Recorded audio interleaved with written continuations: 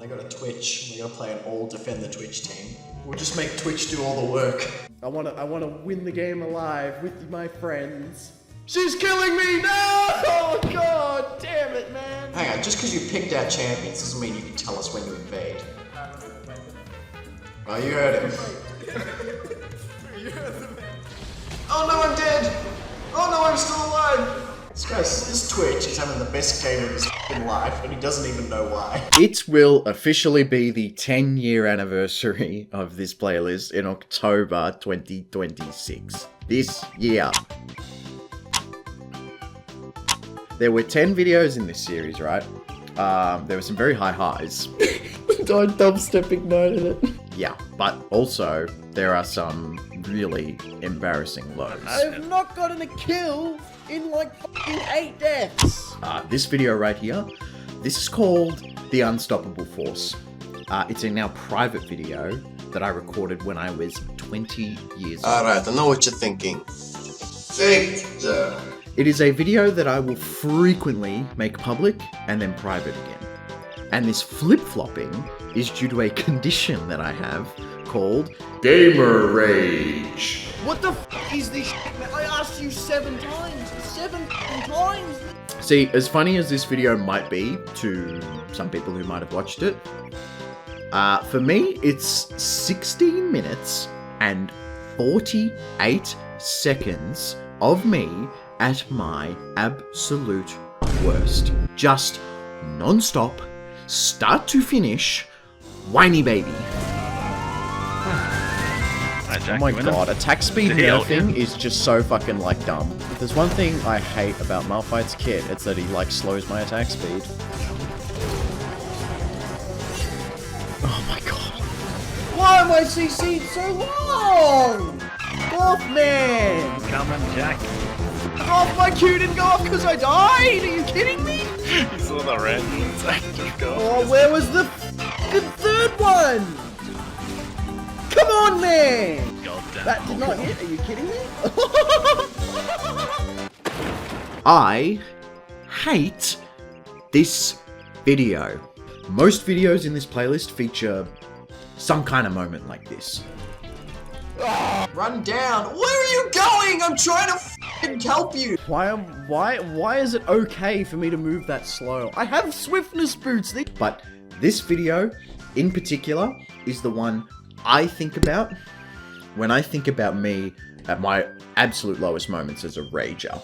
My attitude towards gaming back then was just really bad, and my obsession with them even worse. League of Legends was my #1 drug, and I tell ya, I was Silver's biggest junkie. Oh, that's that good shit! So I put myself out there, and although I felt really good about it at the time, I think the videos are maybe appealing to a certain type of audience. Yeah! I just wish that the fun moments between 3 friends who just did wacky and weird team comps and play styles, I wish that was what shines through, and not so much my behavior. When these videos are being made private and then public again, that's me battling with how I feel about the product. Whether or not I can be proud of it. The videos are well made, and the moments are funny. What'd I tell you about talking too much? For me, it's a window into a time when really my depression and my gaming addiction were at their worst. So, for the time being, these videos are not public.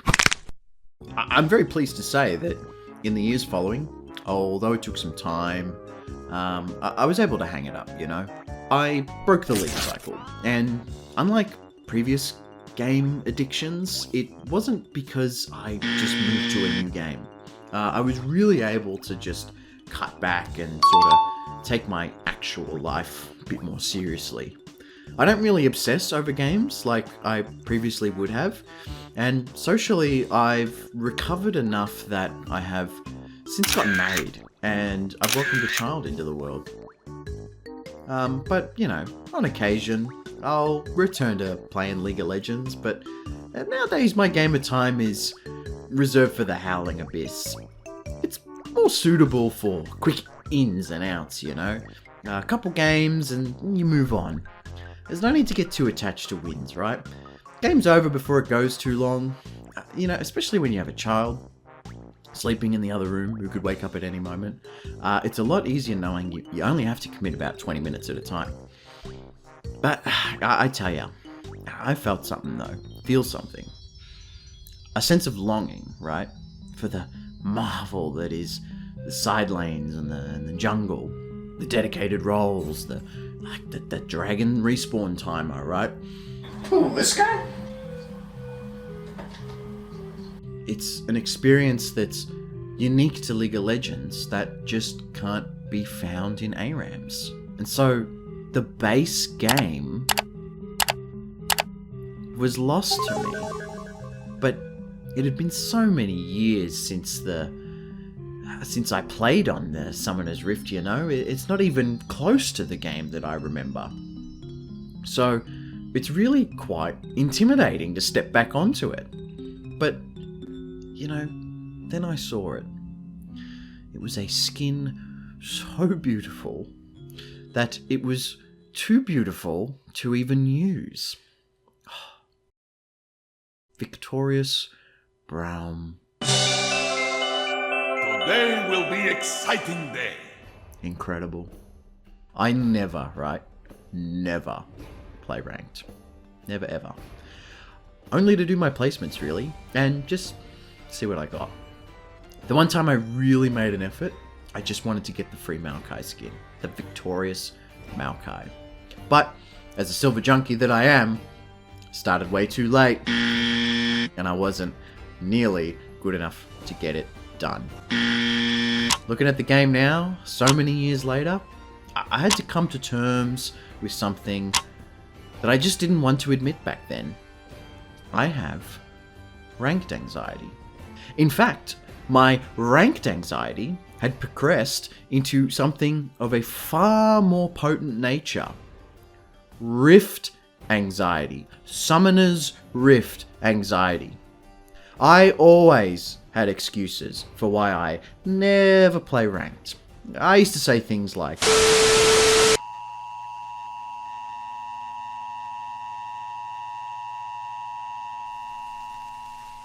Hello everybody and welcome to the Half Hour Victor Show, starring me, Victor. That's right, Victor. The best Victor, the real Victor, and definitely the only Victor you should be listening to. And I am sick and tired of talking to you people and saying to you people in this beautiful year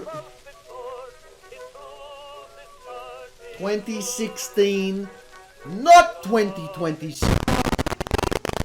Look at this cool move I'm about to do with my poncho. I am sick and tired of ranked League of Legends players. Nasty names. It is mean. And they tilt you and they tilt themselves. And because there is so much pressure in a normal game of ranked League of Legends that everyone is not playing their best. I, Victor Bradley, this is my statement to tell you that people who play ranked League of Legends get too tilted. But me, Victor Bradley, does not get tilted. I have never been tilted in my entire life. I have never had a problem. I play... ironic. My eyes really are ablaze with something though. When I look at that Braum skin, I get flashbacks to the promos that I played trying to get into gold to get that Maokai skin. I don't remember the games. I just remember the disappointment that I couldn't do it. And it's made so much more disappointing when it comes to Victorious skins for me, because seldom did a champion I ever actually play get a Victorious skin.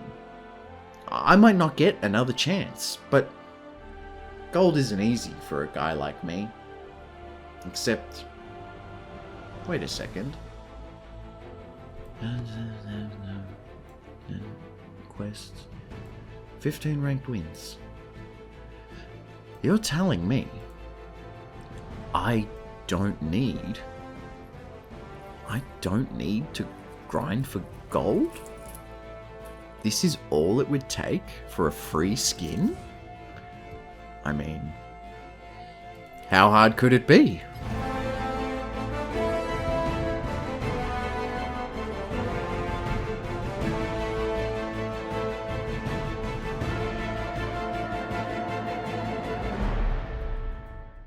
Okay, look at this Felix video right here. I'm gonna draw a manga. I'm gonna do it. How hard can it be? This is all.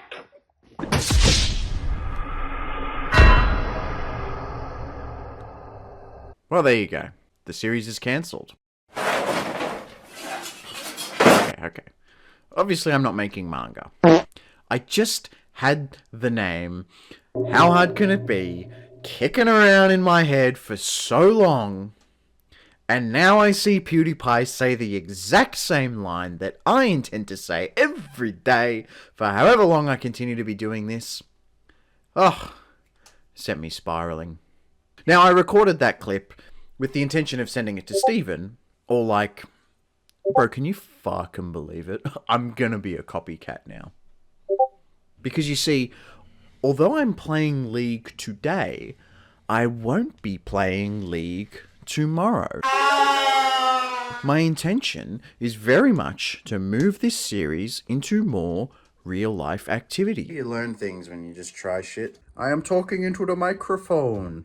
Hee. I have a bit of sticky on the inside, leftover sticky residue from the sticker, and it's really going to aggravate me. I'd like for this video to be a precursor for things to come. Now, it's a lot to ask in the first 1/10 of a video, but if you make it all the way to the end, I'm accompanying a little bit of a post-release rundown to really capture my thoughts and feelings.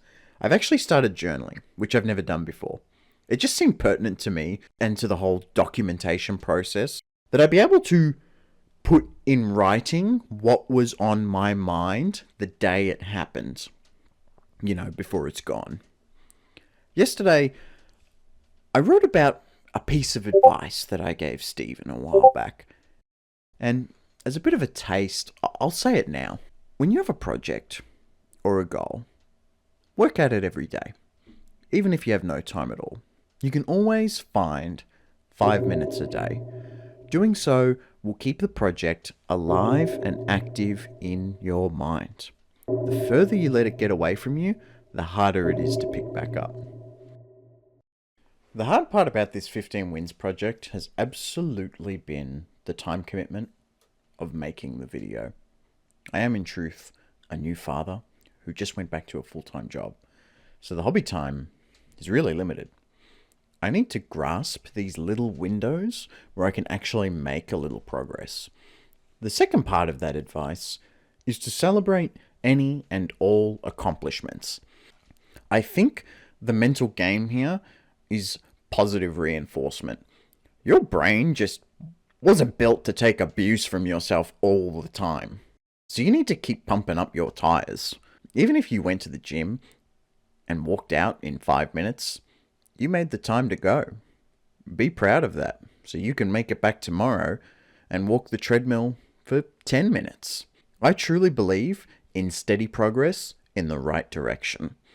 And the journaling, I think, really improves that process.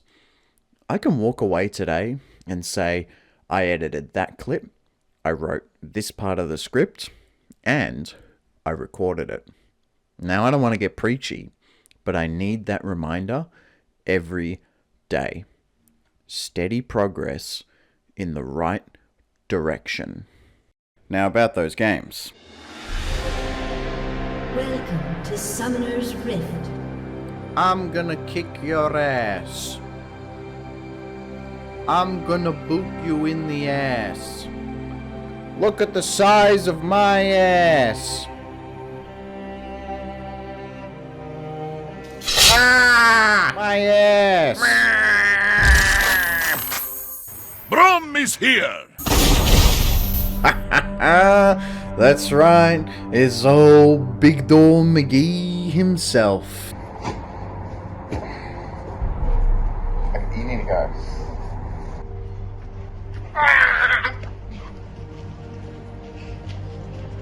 Look, if I'm putting myself through this for a Braum skin, I gotta at least be able to say I play the man. In my circles, I'm most famous for being a Taric enjoyer. Sometimes. But my guy Braum is like good old reliable. How hard can it be, right? Let's take a look. He said it! He said it! I just wanted to maybe start a little series. A series that I'm gonna call How Hard Can It Be? Well, here I am. The original play was going to be live commentary, but the scope of the project just seemed to keep getting bigger. I also started late. As you can tell from the bottom corner here, I'm already 4 wins in. That's my B. I really didn't think to make a video out of this until that point. Part of facing my fear, I decided, was that I needed to loosen up a bit on the mic as well. But if it's worth anything, I made the decision to just man up for the skin without the allure of making content out of it. As you can see, I'm queuing support and top, and we're also going to just cover those first games very quickly on my op.gg. So this part is going to be a little bit informal. It's a complete band-aid fix for the fact that I didn't record any of these games. So we're just going to take a look at my op.gg and have a quick run through them and see what happened. That's my guy Taric. I thought my first game had to be with Taric. So Taric, yep, we won in 24 minutes. I think that's good. My ADC seems to have gone pretty turbo. He had the highest DTC, that's really good. I have a graph here that says my OP score. I don't know what that means. The following game, I'm on my boy Braum, which was a loss. According to op.gg, I struggled. That's pretty hard on my feelings. My third game, my third champion of choice is Alistar. The idea here, I think, was just to set up some easy routes for Jhin. He did make good use of that. And so he was MVP. Very nice, very nice. And then after a nice win like that, we go back to Taric. It's another win for Taric. That's all green for Taric so far. This time our jungler was the MVP. I'd love to check the replay and see, because I will make a point as Taric specifically to pocket whoever's doing like the best on our team. Make the carry harder. Taric can do that because he has the pairing, gives the bonus armor, and you get the healing, the shielding, and the stuns off. Especially if they have good movement, you can get tethers off. You can get stuns off the tether. Oh my god, very informal. Yeah, so that's 3 wins so far. So I must be feeling pretty good because in 4 games I've only lost once. But you know, I've been around the block. I've played this game for a long time, so I know what's coming. Ooh, Curva! What is this? Yeah, we have a big loss on Alistar coming up. I did pretty bad. So look, after a big loss, you need to go back to your main champion and lose on him to salt the wound. Yep, very good. Very nice game. This one's actually with Jason. I don't remember this game in particular. I just remember what I said to him afterwards. I wasn't mean, but I think I said to him that he's playing very passive, and I'm trying to play aggressive. He said, I don't know what I'm doing, so I'm just playing passive and farming. Right, look, I was unyielding in this one. That's me, I never give up. Never give up Samson is what they call me in the hood. Now this one I get my secondary on top. You'd never think it's going to happen with support as a primary, but here we are. It's telling me that I got punked pretty bad here. But my recollection of the game was that I go Scion top, and I max W and just farm. Don't trade too much, just focus on getting my CS and not feeding. In lane it served me quite well, but I remember later in the game realizing that I actually could have traded a lot more. As long as I get my W burst for damage, soak it, get the W burst for damage and disengage, I was actually able to trade. So I think I learned a pretty valuable lesson here in the Scion games that I'm not really going to play a lot of. But it's still a lesson that I did need to relearn after this point. Because there are still even some matchups where I think I absolutely should be losing, and somehow I could be winning it. So if this was a challenge to lose 15 ranked games, I'm already doing really well. I'm 3 for 5 in terms of wins. So yeah, I'm really in a bit of a pit of despair here. I hate to say it. What does AI have to say about this Tarek game? Oh, it actually has some information. Mid loss. I didn't play mid. Had flashes of impact, but overall his damage contribution and fight presence didn't translate into winning. I don't think I was playing mid. Good defensive utility moment to moment with Sonya's Hourglass in the build. Lane stayed reasonably functional. He wasn't repeatedly snowballed on. Thank you, that's good. Only 7 deaths. So, yep, I agree with that. Still contributed to fights, 4 assists. Yep, 4 assists. So look, I need a good win to lift my spirits. But huzzah! We did get a Braum win. My first Braum win of the challenge. And I picked this as a protector for the Smolder. Wow, MVP for my ADC. That's great. So now we are 4 wins, 5 losses. That sounds a lot better than 3 wins, 5 losses. And I'm on track to my 15 ranked wins challenge. So someone tell the Majora's Mask meme so we can move on. Thanks.